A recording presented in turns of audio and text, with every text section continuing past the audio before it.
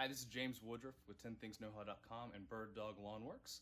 Today I'm going to be going over the fw15. It's a mower by Ferris. It's a 32-inch walk behind. Recently just bought it, and it is an incredible mower. There's some things I really like about it and some reasons why I chose it over the Toro Turfmaster, some of these other 30-inch lawn mowers that aren't quite, zero turns, but are still beefy enough to handle some of these smaller lawns and some of these bigger lawns really well, without having to, carry a huge trailer and get all this extra equipment. So let's get started. All right, so here it is. I'm going to kind of jump into some of the things I like about this one compared to the Toro Turfmaster or Exmark Turfmaster. It isn't a compare and contrast, but basically telling you why I bought this, why I chose this. So some things I really like, but the only other mower that's comparable is the Toro Turfmaster. It's a 30-inch. This one is a 32-inch, so it has a little bit wider deck, which again is another boost. First thing, the engine that it comes with, it is a Honda GXV 390 OHV. I'm not sure exactly what all that means, but I know the 390, it's 390cc, so twice as much as the Toro Turfmaster. I mean, this engine is huge for this mower. Compared to the Toro Turfmaster, it has actually gotten a bigger engine this year, which that was the biggest gripe with that, is that the engine was too small. Another thing with the engine that I really like about this one too is it's actually situated over the back wheels.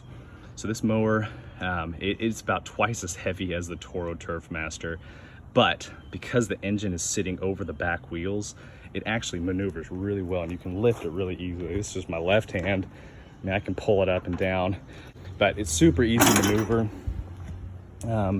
And honestly, I mean, it's maybe 150 pounds heavier than the Toro Turfmaster, but because of the situation of the engine on the back wheels, I can maneuver it really well, and actually easier than I could the Toro Turfmaster. Now, I haven't used the Toro Turfmaster at all, so I can't. I mean, I've tested it at the store.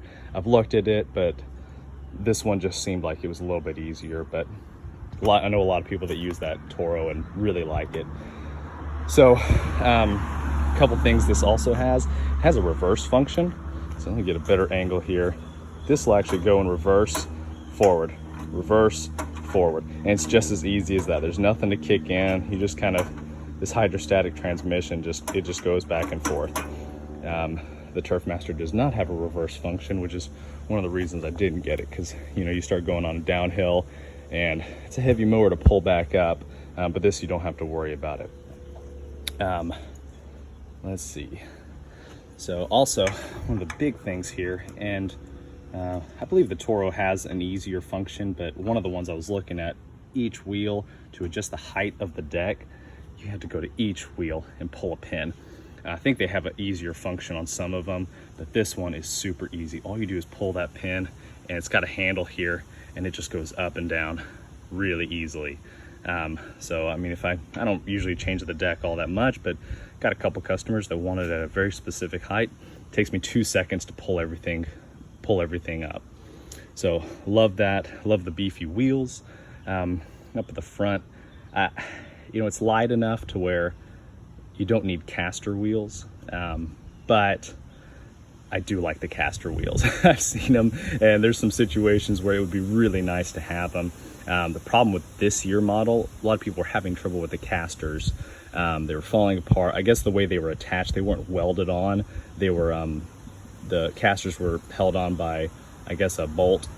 And a lot of people were having troubles with them. But I think the new one that's coming out, the casters that are on it are welded on, so they're taking care of that issue. Let's see, what else? So price point, it's about $27.99. The Toro was about, I think it was $21.99. So you're paying a little bit more, but you're getting a lot more power. You're getting a wider deck, and you're getting reverse function and several other things. But with this one of the drawbacks, and one of the reasons why I really looked at the Toro, was it comes with a bag, it comes with a chute block. This one has this huge chute on the side, which is great because this is a super powerful engine. You need something to guide everything, because it just, I mean, it fires stuff out of the side. But in order to get a bag for this, I believe it's $449, and to get a chute block even, it's $150, but that comes with a mulch kit as well, so not too bad. But you're ended up spending a lot of money when the Toro, everything comes with it. But let's go ahead and get started. I'm going to show you how it starts real easy and go from there. So we're gonna start this up. There's a choke down here. All you're gonna do is just pull that out, and you're gonna adjust this knob forward, maybe not all the way, but just enough. And actually there's a little piece here. This is actually pretty cool. So this actually disengages the transmission. So when it's up like this, it won't, the transmission is disengaged. It won't go anywhere, it won't go in reverse. But that means that you can actually push it and let it go freely when you push it in, which you don't need to do that to start it, but it's just harder to move, and it engages the transmission, so you can't even go in reverse if you want to. So pull the choke, make this go a little farther, just to, you know, closer to the rabbit, and then you're just gonna pull it.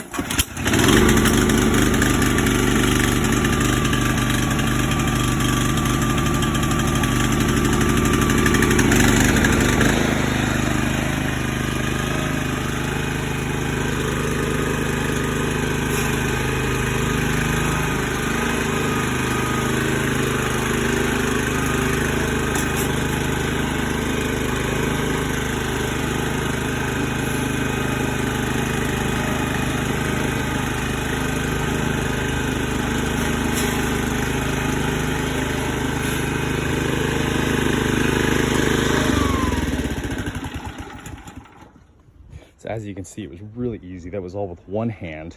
I was just holding this, I was holding the camera with my one hand, and it's real easy maneuver. Like I said, the engine is situated so far back onto the wheels that it's real easy to move even with one hand. The reverse function is super easy, as you saw. Forward's really easy. This thing engages the blade, so it'll keep running. Even when the blade's not engaged, was really nice. You need to move something out of the way, you don't have to start it up every time. It'll just keep running. So there's a lot of things about this mower that are really high end.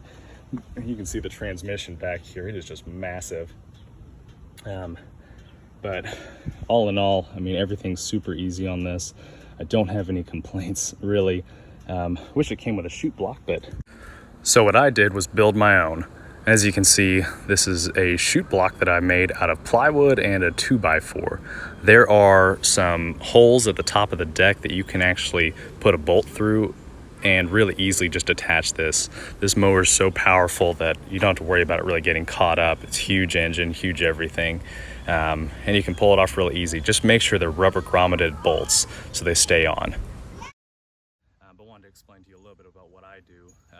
I mow, and I try to keep things simple. I think this will help you grow your business, but for me, I just wanted something that I can continue to load in the back of my truck very easily. This goes up a ramp real well, and I mean, I do not have a big truck. So here's my truck. It is a 2001 Nissan Frontier. This is not a beefy truck at all, but I built some ramp. As you can see, it's really easy to load. It goes right in the back of the truck. No problems. Keep the tailgate up, or not the tailgate, but the door back here up. But it fits really well, and this mower, it's about as powerful thing as I can get. 32 inches, and I'm knocking out lawns really fast, even big fields. I really like this because you can maneuver it well. If there's a lot of bumps, there's a lot of other things that you couldn't go over with a bigger mower. This thing, you can at least guide it through.